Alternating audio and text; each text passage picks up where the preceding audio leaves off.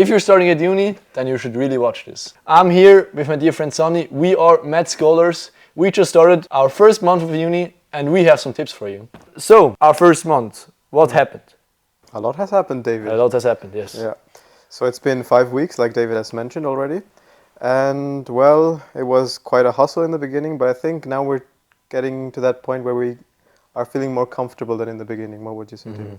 And I almost forgot, if we get to 500 subs, I will shave my head. Yeah, David will be shaving his head. I'm doing everything for this podcast, yes. Yeah. I'm all in. And he's sacrificing his hairline. So, I think we have some important facts to discuss about starting at uni. What has really helped me is get information. Get information about the curriculum, get information about when you have to be there, when you should be there, and when you don't have to be there. Where are the video files of your lectures? I think that's all that information that you really need to be successful at uni. Yeah. Get the resources, or everything that is possible, videos, old Anki sets, old Quizlet sets, everything that you can get. You need those resources so that when it really matters, when the tests start, you can just access them. And what I did for me is I looked at my timetable and I marked those subjects where I thought I was bad, where I know I will be bad. And you have to really work on your weaknesses. For me, it's chemistry. I'm not good at chemistry. I never paid attention in chemistry, but I have to be good at it now. So I will be learning more chemistry. And then you are just doing some notes. Where are your strengths? Where are your weaknesses? And then you focus on your weaknesses and you can let go a bit of your strengths. If you have a lecture about, let's say, mathematics is your strength. If you have a lecture about mathematics and another thing you should really be learning because it's your weakness, then learn your weakness. Skip the lecture about mathematics and don't skip too often. Don't skip. What David means by leaving it out is not completely abandoning it, but like slowly and just selectively going to the lectures that you think are important.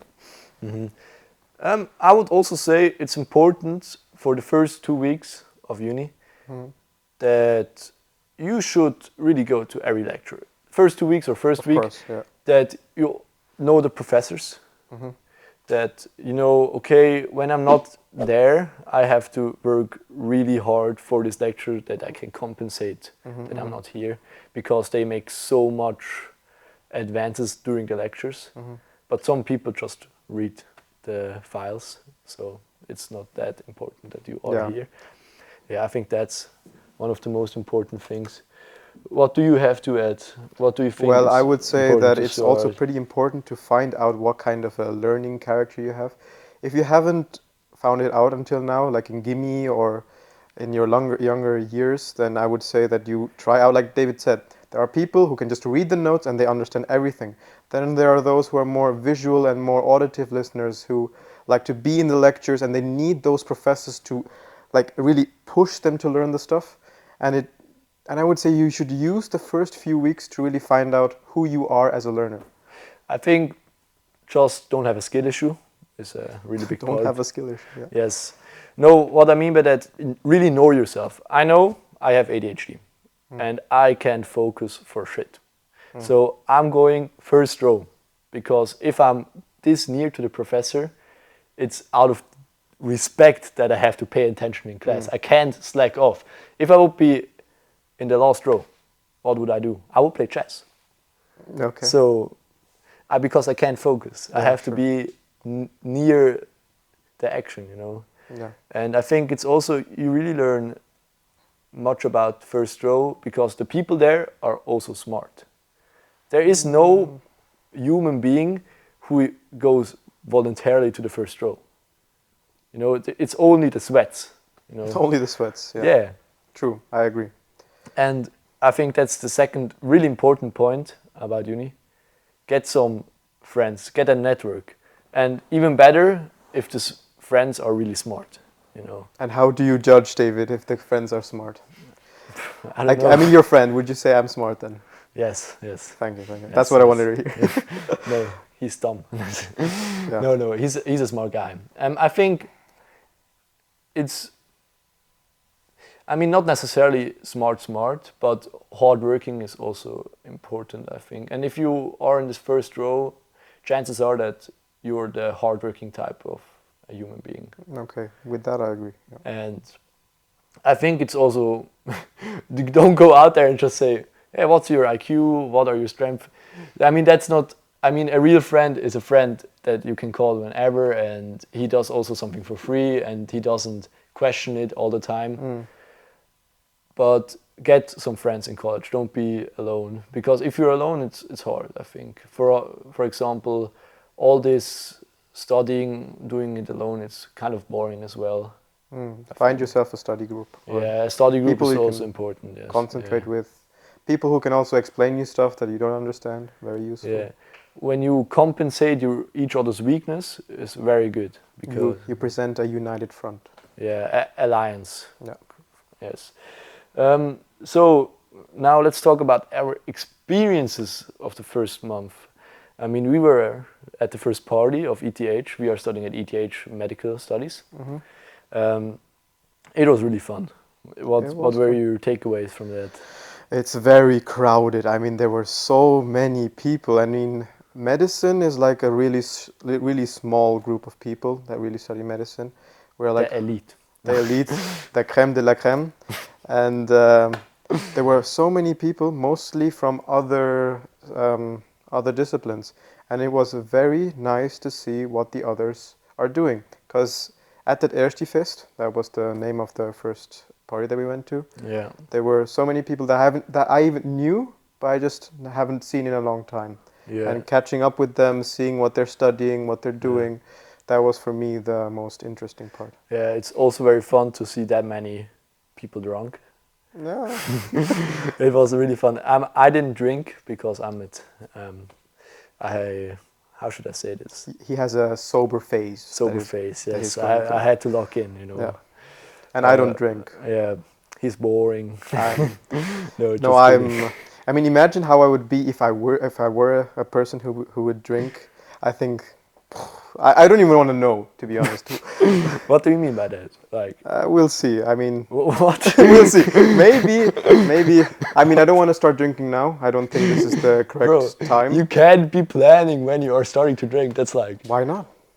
imagine if I said, you know, like 10 years from now, where I want to be. You know, I thought about starting fentanyl. That would be weird. Don't take fentanyl, please. David is not saying that you should take fentanyl. Do not plan on taking fentanyl. But let's come back to the subject, David. Yes, okay.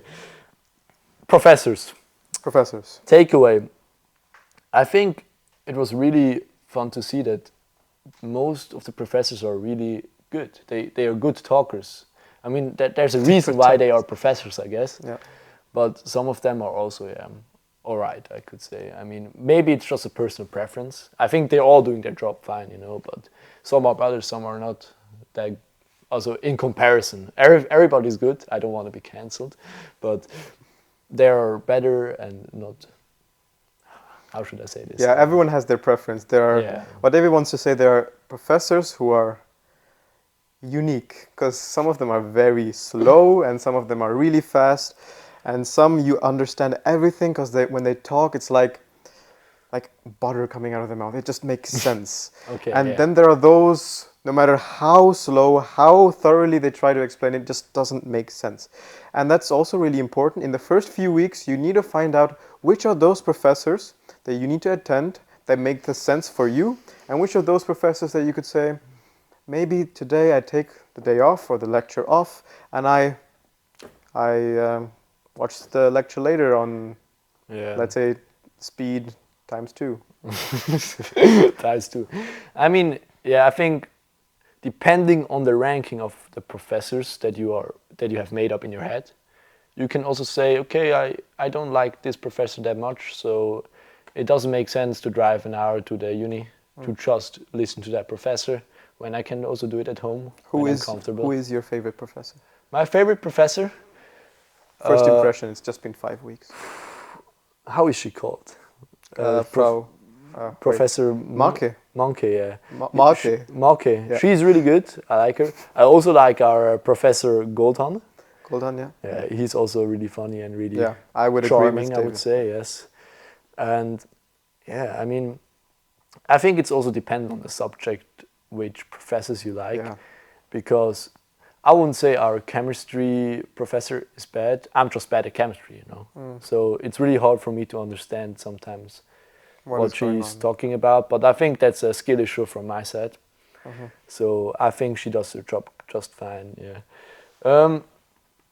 Yeah. I mean, I think that was it, right? Yeah. Do we have any other tips?